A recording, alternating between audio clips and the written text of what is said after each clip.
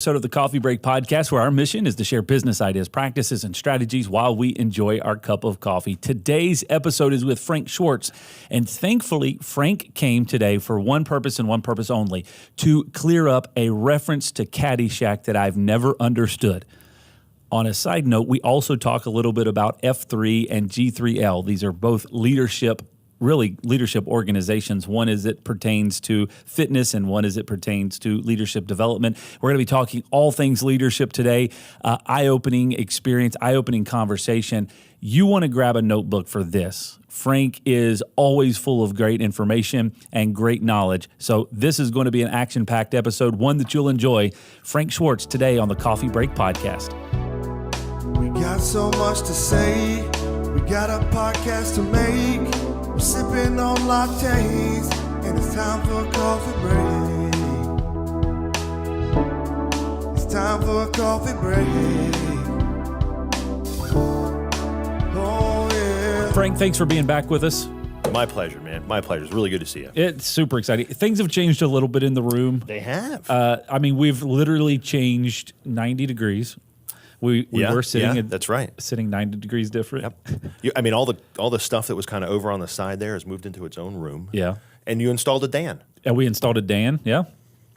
It's just been a wild year or so. I will say this, and we were just talking about that before we came in here. Kind of when was it that I was on with you the first time? And I don't honestly remember, but it had to have been over a year. I'll just do a quick Google search here. Give it a little roll, and I'll vamp. But so we're looking at that and kind of thinking, and I was like, I've been watching, at least tangentially, like from a distance, social media, things like that.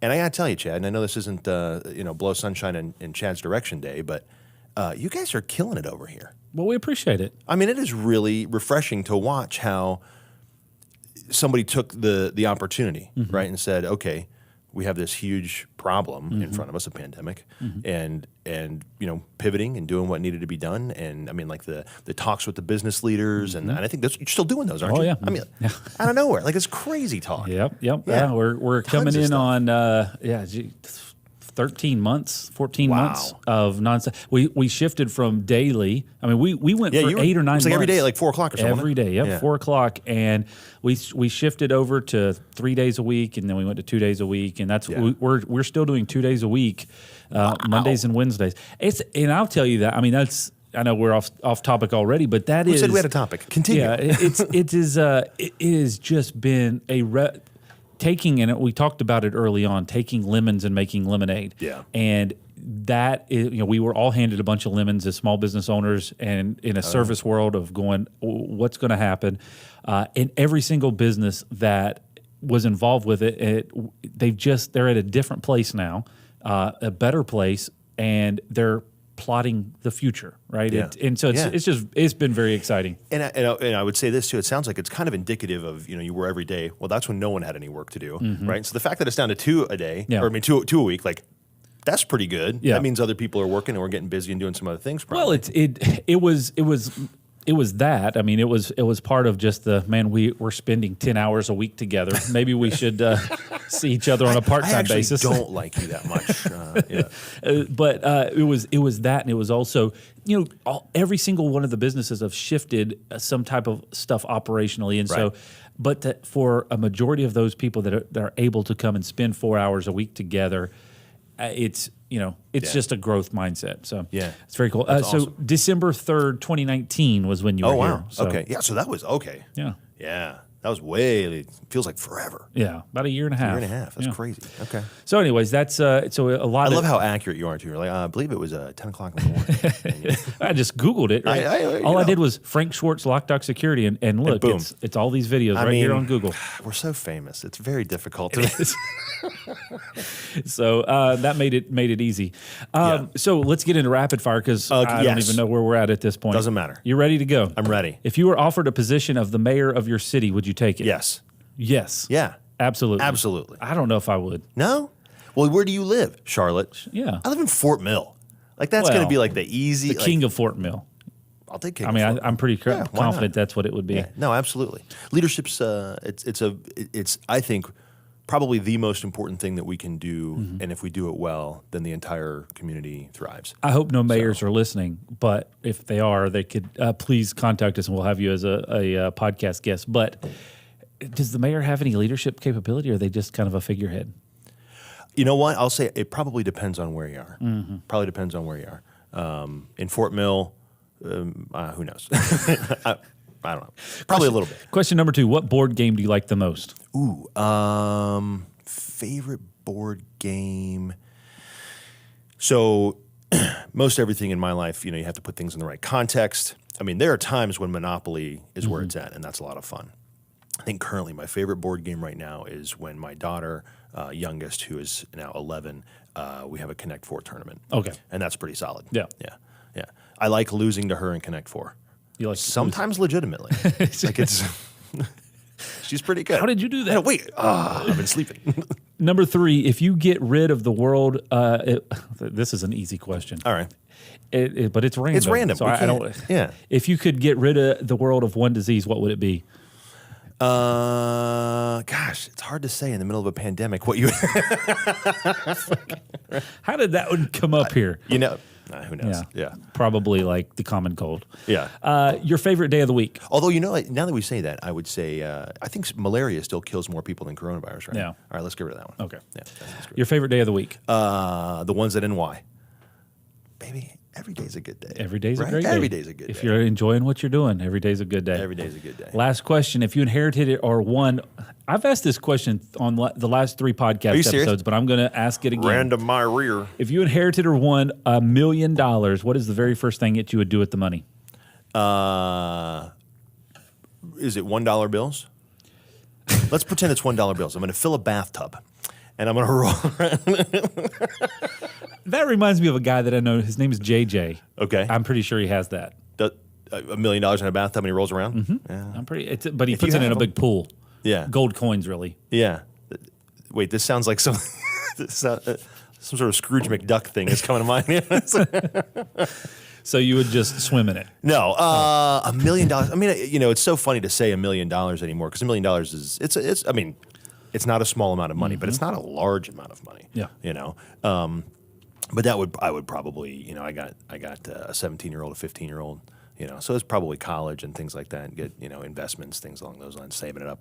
I don't want for much. Yeah. Like Invest for the future. Yeah. I don't need anything right now. I'm Bitcoin, good. probably. Yes. I would max out in Bitcoin because I know what that is. Sort of. All right, let's jump into it. I'll Yes. give you a score, 918. Congratulations. I think that's an improvement over my last one. I'll have to go back and look. I would have zero idea because I make them up every single time. I know. I'll just have to go back and look. I think it's improvement. 2 things that we will talk about today, F3 and G3L, which are both have the number 3 in it. Not really sure why. Not even a favorite number, but yes. But it just kind of works that way. Just worked that way. And I want to quickly talk about F3, and then I really want to spend the breadth of our time on leadership and kind of things They're that all you've been related, working on so that. yes. But F3 is a fitness group situation, Yes. right? And this past year in the pandemic situation, when a lot of gyms had to shut down, your guys' community, like I would imagine, probably was that much more strengthened, and you kind of changed. I know it's a very informal type of thing, but what's been happening there? No, that's a great question.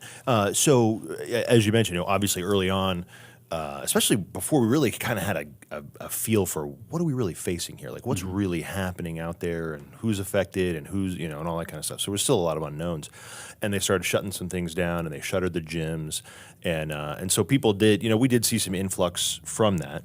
But even at the very beginning of that, like we weren't even allowed to meet outside. Yeah. Or group sizes were limited to such where it was just not conducive. And so our guys went on Zoom, and started doing virtual workouts. Yeah. And so it was interesting because, whereas if you were working out with F3 guys, let's say, in Charlotte, and you can no longer do that because, the governor said, hey, you can't do that, right? So, normally it's a peer-led thing. A guy in Charlotte would lead guys in Charlotte. Yeah. Well, in this case, it was like, the guy in Florida is leading the guy in, Omaha and Milwaukee. And, and it was like, and so it was interesting that way. Sure. In fact, we started calling it the can't remember if we called it the Peloton or the mirror. We were like, oh, we'll take the Peloton approach, like it's sort of like this virtual, and because it is, it's peer led and there's no professionals anywhere and paid positions anywhere in there. And so we just have to get scrappy, we have to get kind of inventive. But then once things started to loosen up a little to where we could gather outside and, not, and knew that we weren't putting ourselves or anybody else in danger particularly. In fact, they were encouraging you to be like, hey, get outside, get some strenuous exercise. We're like, we'll do that. We got that. We've been doing that for a while. Exactly, right? And so once we kind of got to where, we were able to do that a little bit more, then, we saw a significant tick up in the number of people that were coming out. So. I would imagine, though, like, based off of my limited experience and knowledge with F3. Sure. Which you can remedy at any time. Understood. Understood. Is the fact that a lot of them like meet in kind of parking lots and kind always of outdoors. places. Rain, shine, heat or cold. You've now got a bunch of empty parking lots. I mean, you've got a lot of opportunity. Yeah, you go anywhere. And really spread out. Yeah, and all the parking decks that we used to get chased out of, those guys are gone. They're not hanging around. They don't think anybody's here. The stores are all closed. It's fine. That's cool. Yeah. So things have been going good with F3, and that's all kind of probably just grown as much. It has. And I, it's funny that you I probably should have looked before I came over, but I want to say it's somewhere in the neighborhood of I think we were right around 2,000 workouts, and we just crossed over the 2,600 workout number weekly. Over the past year, we've grown from, I think it was, if I was, again, somewhat guessing, right? Just but I mean, it's about a 20-30%, sure. In terms of the number of regions, it's really starting to, and we're hitting also that critical population point where it's somewhat estimated because since it is free and since it is, kind of informal-ish and come and go, whatever, so we don't count people. But, the estimates are somewhere in that 35,000-ish range. And we've just, we're at that point where it's like, okay, now when one guy tells one guy, it's not 50 guys, it's, 500 guys or 5,000 guys or whatever. So it kind of reminds me on Google Meet, if you ever use Google Meet instead of Zoom, when a lot of people start showing up, it says like there's 3 people, 10 people, and then when there's a lot, it just says there are a lot of people here. It sounds like that's the way you count F3. There are a lot of people here. Sure, a lot of people here. Yeah, that's pretty much it. That's about right. So that's been going good and exciting, kind of kicking on there. Yeah, and what I would say too is the other thing that really has grown a lot because, and we talked about this I think a little bit last time, is yes, F3 employs workouts as the mechanism for developing male community leadership. So really we're a leadership group that uses workouts as the mechanism to teach and to train and to do that sort of thing, right? Gotcha. And so it's kind of that it's a little bit of a head fake, right? But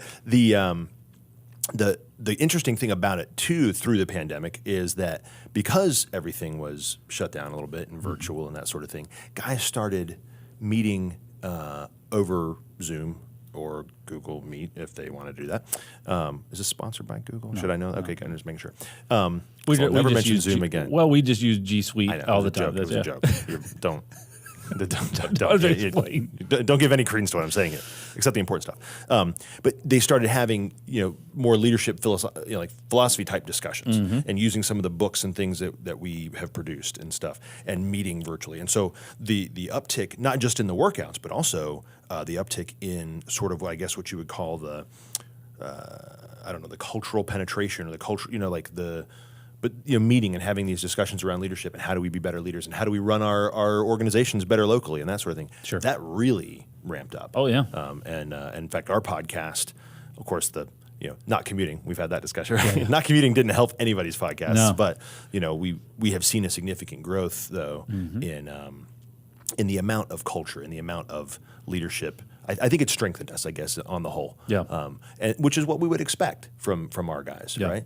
We work out outside on purpose because we want to get more durable. We want to face and chase hard things. We want to insert ourselves in the dangerous and the dirty and the difficult, right? I mean, that's what we're seeking to do. Yeah. Because that way we get more durable and that way we become stronger leaders when crisis comes and when because I don't know if you know this, kids, crisis is going to come again, like it or don't. Yeah. Right. I mean, it's a thing. Yeah. So it's what I would expect and what I'm grateful that did happen. But yeah, we definitely saw some strengthening. We understand the frustrations HOA board members and property managers face when deciding the best solution for their HOA and pool security. Should we use a keypad, hand out keys, or install a keycard system? Do we even need cameras? These are some of the questions that are difficult to navigate, and we're here to help. At Loc-Doc Security, we've spent over 20 years working with homeowners associations and property managers to find the system that best fits the pool and HOA needs. Camera systems for the front gate or front entrance, keycard systems for the pool gates, or simply updating the gate so that it meets safety and code compliance. We like to take the guesswork out of the process to answer any questions and help find the right solution. Our mission is to help you protect your people and your property, and that includes pools. Contact our team today to schedule your free consultation for your community. Content as a whole has been interesting over the last year and a half. How that has changed. YouTube has increased significantly. The viewership there. Podcast has seen it struggle because, like you just said, not a lot of people are commuting, and that was a big commute factor. I guess I would say there are still a lot of people commuting, but the vast majority, it kind of slowed down. It was so wild.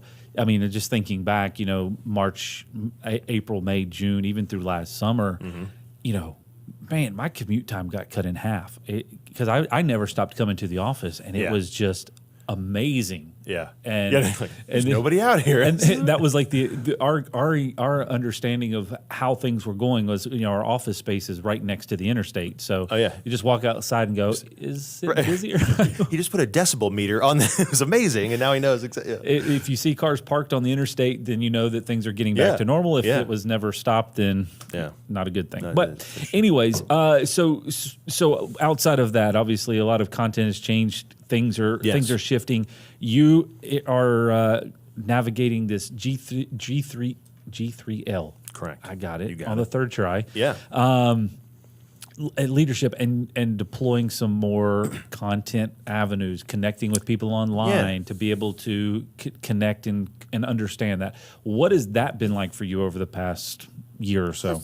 I would say that in much the same way, I guess in a similar way to what a lot of small businesses did, certainly you guys did, and I've seen others do it as well, is, I mean, at some level you're like, well, I'm just going to start throwing spaghetti, and let's see, right? And so engaging a lot more online in terms of like using LinkedIn in different ways, and apparently there is a live, like you can go LinkedIn Live. I've applied. I guess we'll see. I don't know. If you get it, let me know, because I have as well. And right. It's a bummer. And I see who's out there on it, and I'm like, how did they really? get it? All right, I mean, okay, if you say so, but presumably it'll come at some point. But doing some of that kind of stuff, and I just recently started doing this. I mean, and look, you're just sitting around, and I'm like, I have an hour, a half hour on Friday where I'm really not doing very much. Like, surely I can cram something in here. Now, some of that's that type A in us, right? It's just part of how we are. But at the same time, too, you're like, I don't have to prep this thing a whole lot. Like, I can just spew what's out of my brain. So I started doing these leadership Ask Me Anything. You ever see Caddyshack? You ever seen that one? Bill Murray. It's a I don't golf. watch a lot of. Everybody asks me. Well, it's very old. Yeah, it's a little older than you. I don't watch movies. Fair. So anyway, so there's this part. Anyway, Bill Murray's talking about how he met the Dalai Lama, but he keeps calling him Lama. And for guys that are roughly my age-ish, mid 40s, that's funny. It'll be funny. Okay. When they hear this now, it won't be funny to you, but sidetrack here, yeah, please. Keith Larson. Yes, is that what that reference is from? Yes, that's exactly what that's from. Oh my gosh! So see, there you go. Right? Like Another thing that I was just like, oh, I'll just steal that. I don't care. 15 years of confusion where that came from. Lama. You just clarified it. Thank you. Yeah, no problem. And anybody else is listening right now is like, I don't know what in the world you guys are talking about. Okay, back on track. No problem. So you've stolen this from So I was like, Caddyshack. okay, I'm just going to do it. So I just started doing this like leadership Ask Me Anything on Fridays.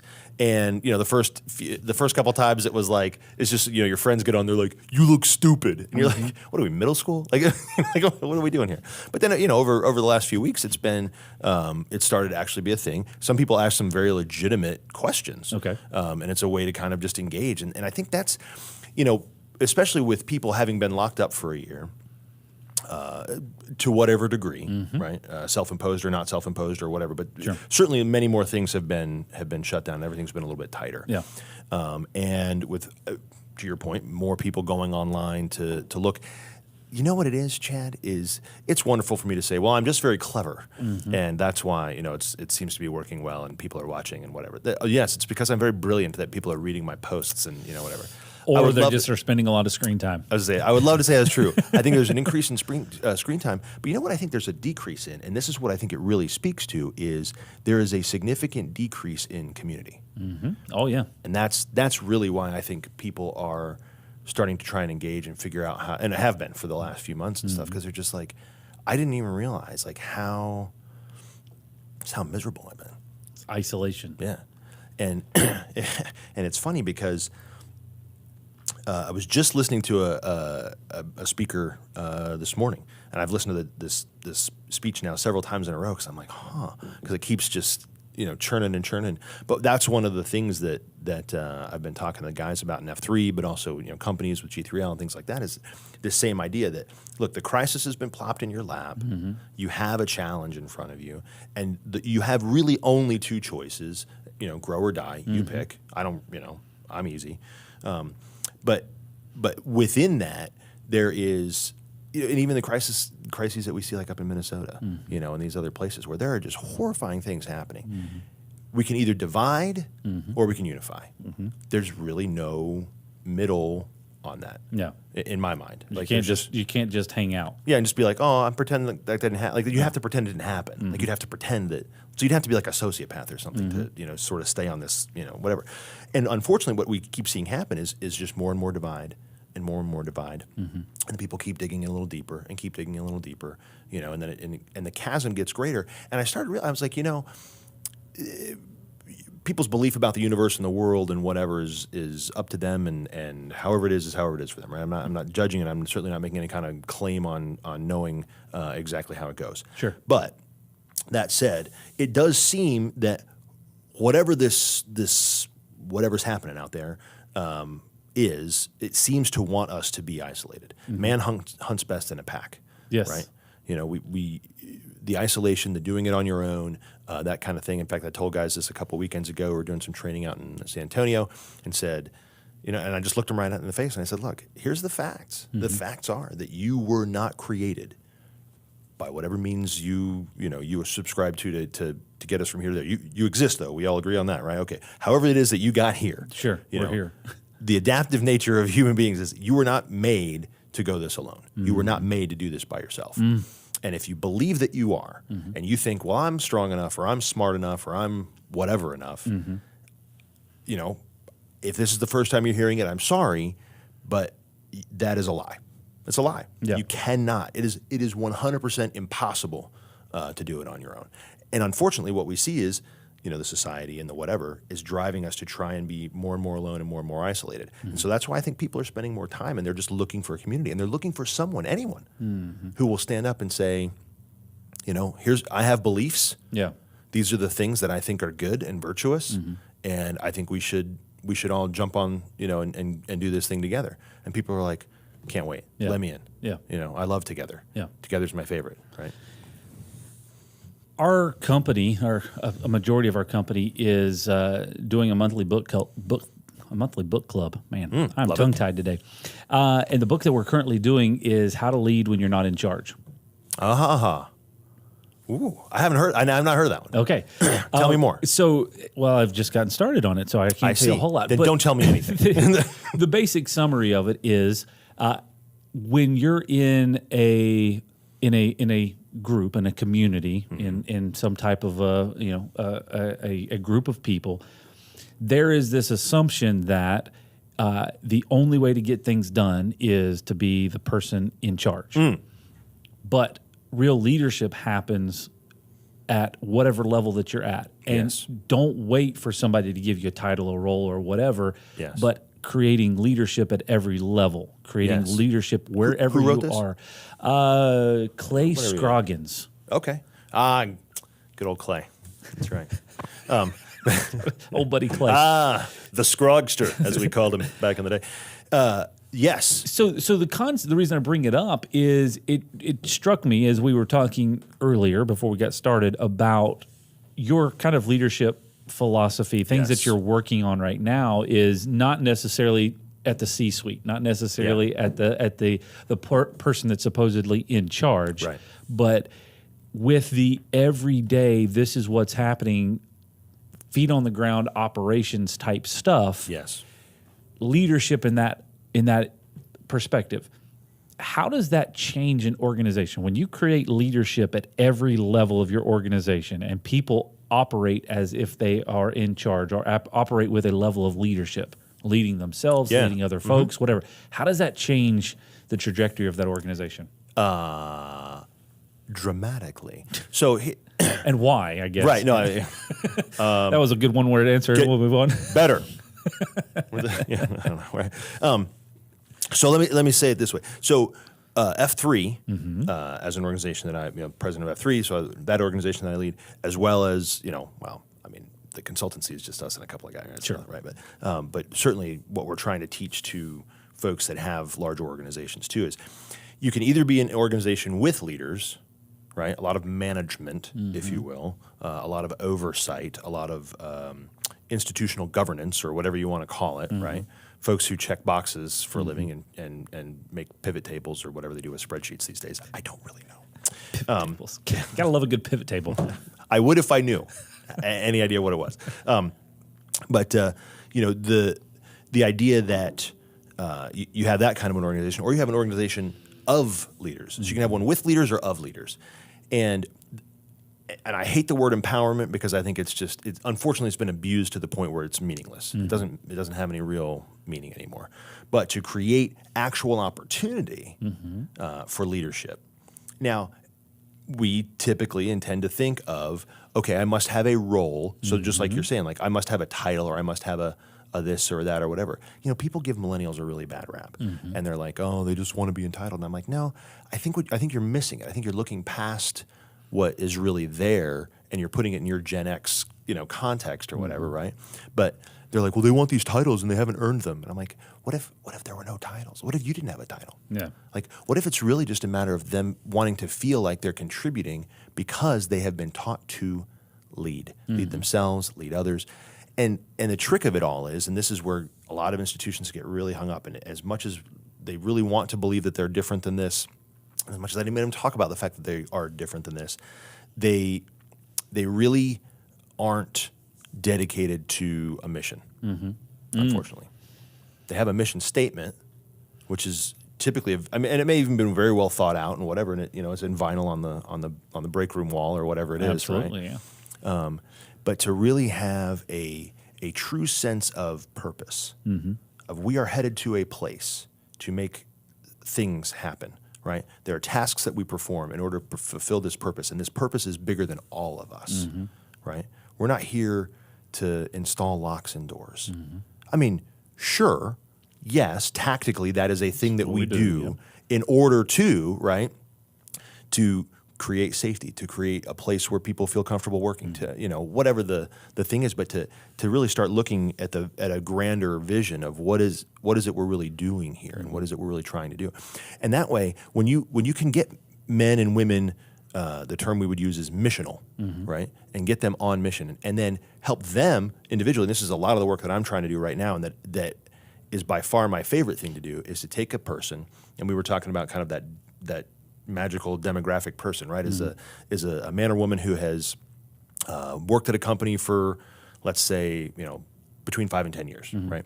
And they are looking at their trajectory. They've gotten a couple promotions. They've got a couple kids. They just bought a new car. They just moved into their nice house, and then they're sitting around going, well, now what? Is this what I was chasing? Like, is this it? And unfortunately, as soon as you start asking those "is this it" questions, you're headed for your midlife crisis. But that's another story that we can talk about another day.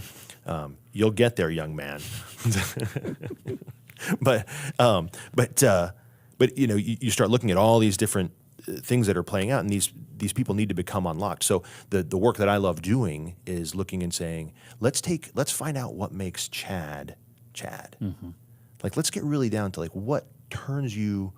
I'm not gonna say turns you on, because now suddenly that sounds bad. But you know what I mean? Like what unlocks you? What makes you tick? Yeah. What makes you on fire to get out and do? What are those? And we call it the ultimate life problem, right? How are you solving your ultimate life problem? What is that thing that bothers you more than anything else on the planet that you think to yourself, if we could fix that, then we'd be onto something, right? Let's figure out that mission together. Let's figure out your purpose. And then let's figure out how that ties into the purpose of the organization that you're there to serve. Gotcha. Right? Yeah. Effective organizations begin with effective human beings.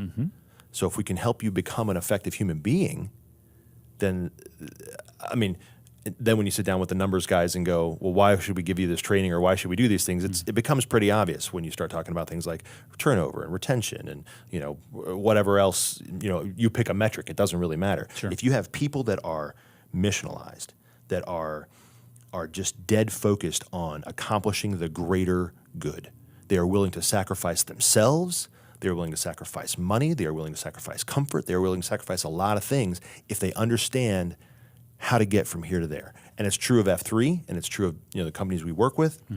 And I give you the example of F3 just because it's a real straight line to draw. But we tell guys all the time, like, if they understood the mission, if you really understood the mission, you would never even question whether or not it was raining outside. You'd crawl over broken glass to get there. Like, it's if you knew what you were doing, if you really knew what you were doing. And so I know that was a long answer to what was probably a short question, but no, I don't think so, because it really ties back into understanding, organizations.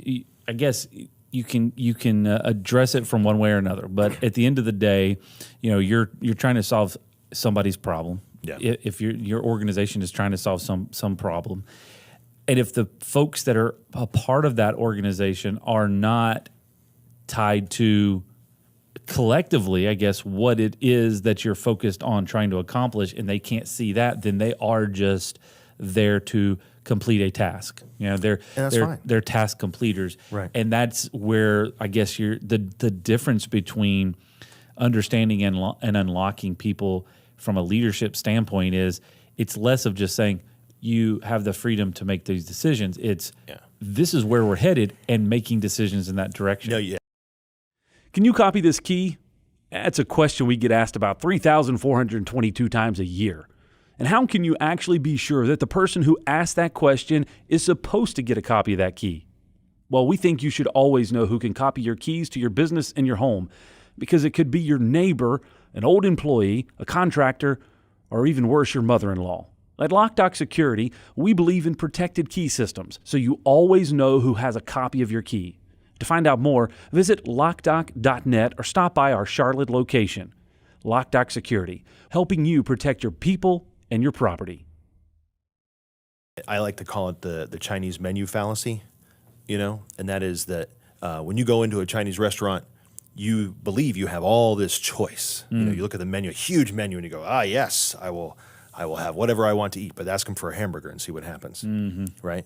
So I'm either creating this face that, and this is what I think empowerment has come to be as a Chinese menu, is they go, we empower you to make decisions as long as the decisions that we want, among the choice of these 6 decisions that I will allow you to have. As long as they're already on this sheet that we've already defined. Right, yeah. But you're free to choose these 5 things, right? And it's ridiculous, right? But if I say to you, Chad, you are, pick a job, it doesn't even matter, right? The janitor, right? You're the janitor, and you know that our mission here is X. And this guy suddenly starts going,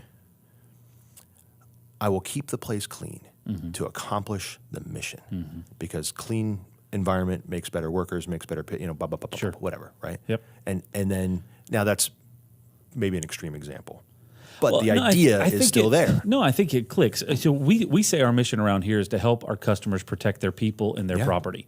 Like, everything that we're doing should be driving back towards that. Yep. So every single day, does that, if our goal is to help you protect your people and your property, then are we doing that with expediency? Are we doing that with order? Right. What can you actively say that this act that I'm doing is pointing towards that mission? And it gives you that kind of understanding to make those decisions. And that's exactly it. And that's ennoblement, maybe is a better way to put it, or whatever you want to call it. But it's not empowerment, again, or maybe it is. I don't know. Choose your word. It doesn't really matter. But I'm going to throw one past you, and this is the part you can cut out if you want to, because I'm not trying to make you uncomfortable. But to protect. Say it again. To protect our customers' people and their property. And their property. and I'm going to throw 3 words in there and say, in order to what? So our mission is to help them protect their people and their property in order to. And I'm not saying you fill it in right now. That's not the challenge. No, it's a good question. But you see what I'm saying? So let's dig. So I call it the Y times 7.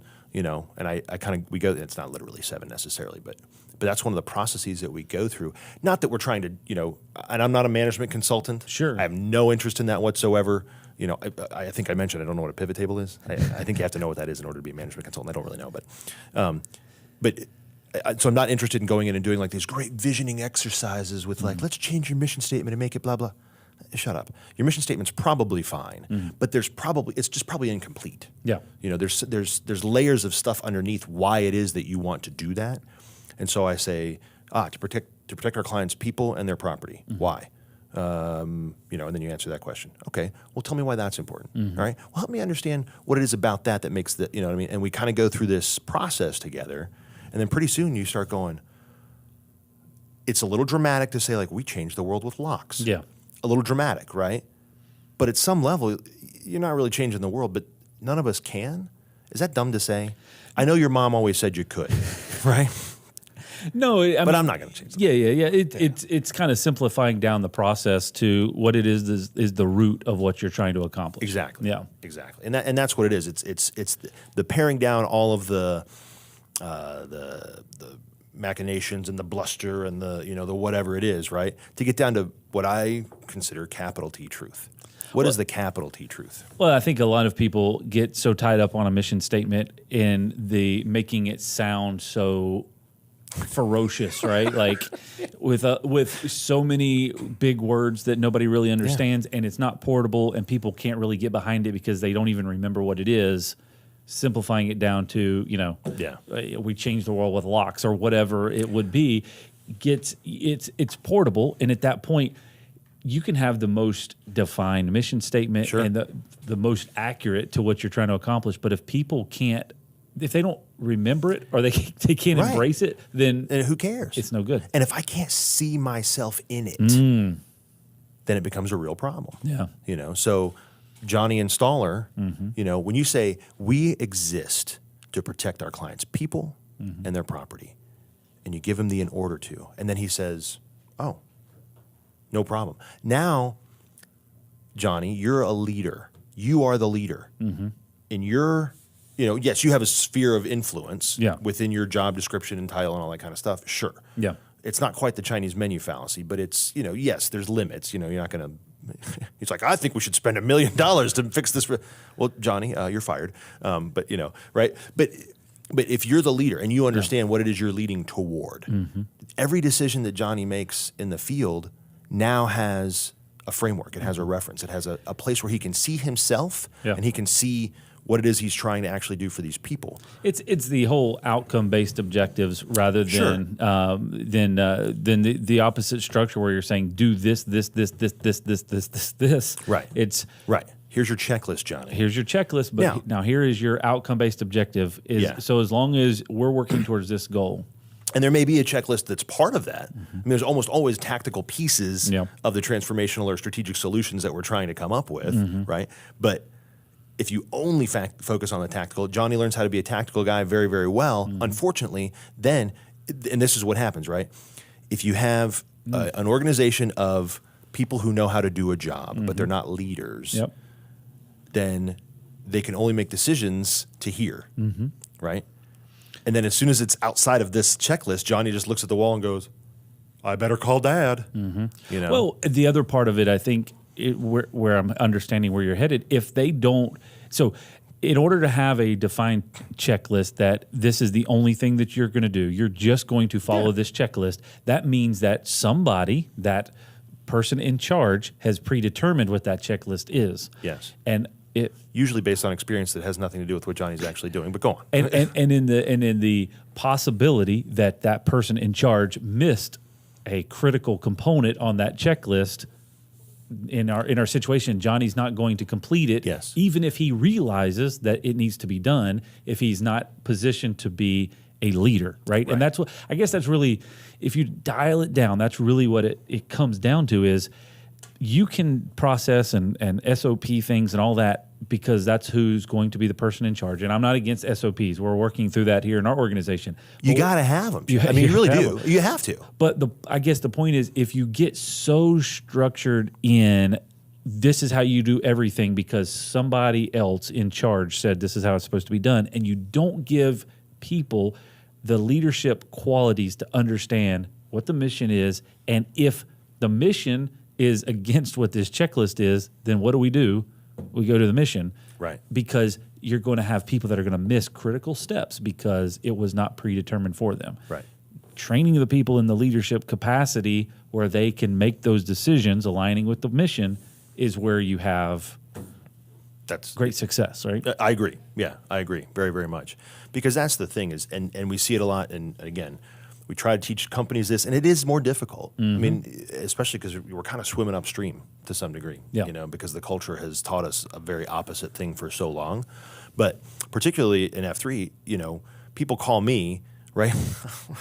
Like I know anything, right? And they're like, well, what about this? And I have to ask every time and go, well, when you talked to the guy who is your local leader there in, Omaha, Nebraska, what did he say? And they're always like, well, we didn't. Yeah. Okay. Well, after you've done that, if you're just not finding the satisfaction, then call, but all I'm going to do is find you another person to go to, right? Because I don't have any idea. I'm not on the ground, and so this happens a lot in organizations where, we talk about the ivory tower, and it's a kind of a cliche as well. But the fact is that a lot of decisions and a lot of SOPs and a lot of things get built based on what guys sitting way up here think might be happening, or what they remember used to happen when they were over here, or whatever the thing might be, right? Yeah. And unfortunately, they're sitting there and going, I'm pretty sure. Well, you can't be pretty sure. Unless you're sitting right there, you can't be pretty sure. And there's no way. And so it's not that you're a bad leader or you're a terrible manager or whatever. It's just not practical anymore. The world doesn't work that way. And unfortunately, I think a lot of it has to do with the speed with which everything works.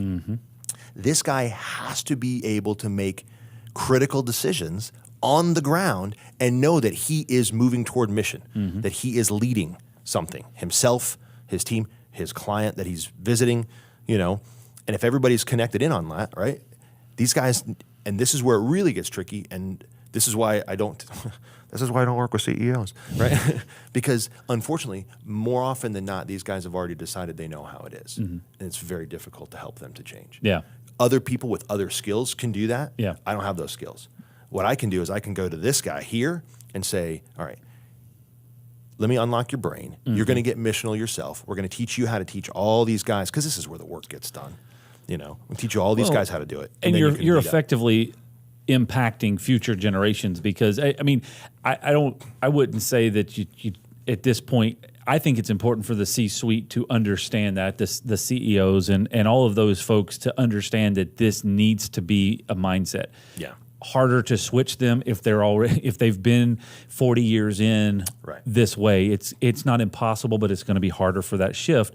But rather than spending the next 10 years trying to convince them to change their leadership style, start where you can, because that's going to happen over generationally. It'll happen, right? Right. So being mindful of that, I think that's very, very eye opening. I would say from the CEO perspective, I would encourage anybody to really dive into that and challenge that, because if you think that you're not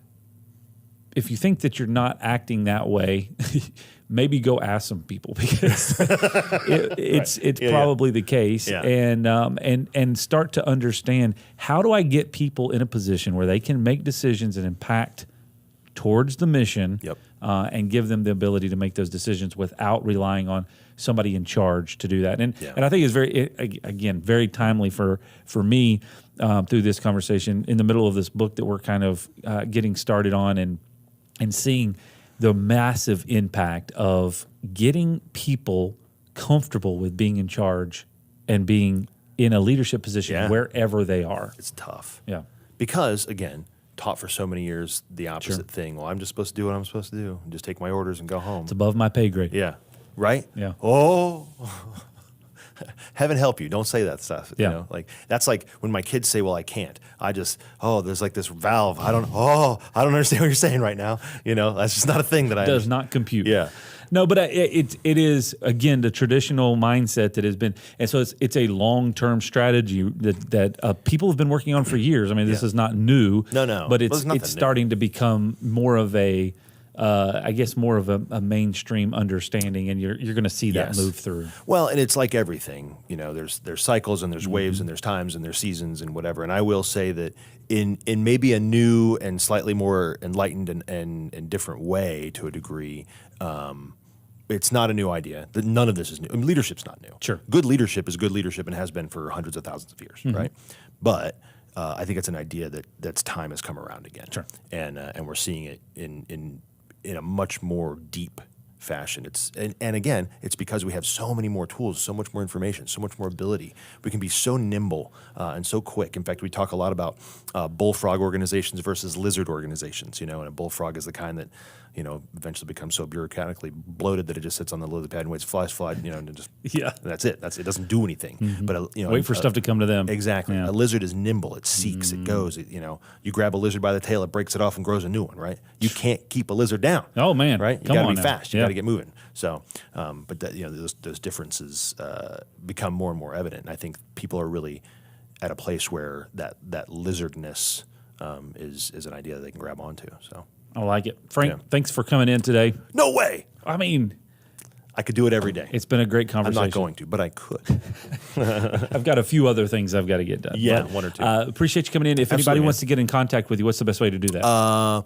Frank@g3l.com is the email. That's an easy way to do it. I mean, I'm on Twitter and all those kind of things too, whatever, but that's probably the easiest one. Or you could just search Frank Schwartz, Loc-Doc Security, I and was you'll going to say, and boom, you're going to find a ton.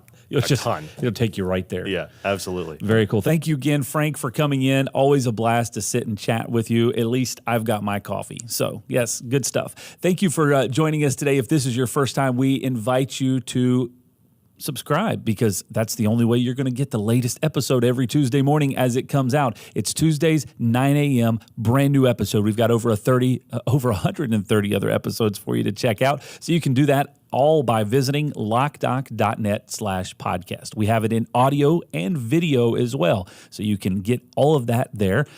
You can find out our Facebook page and our YouTube page. If you're listening to this, you want to watch it, you want to check it out. It's a pretty good podcast to watch. You can do that by subscribing on our YouTube channel. Get there and make sure you do that, and you'll get a notification every time a new episode is released. Thank you for joining us today. We'll see you next time right here on the Coffee Break Podcast.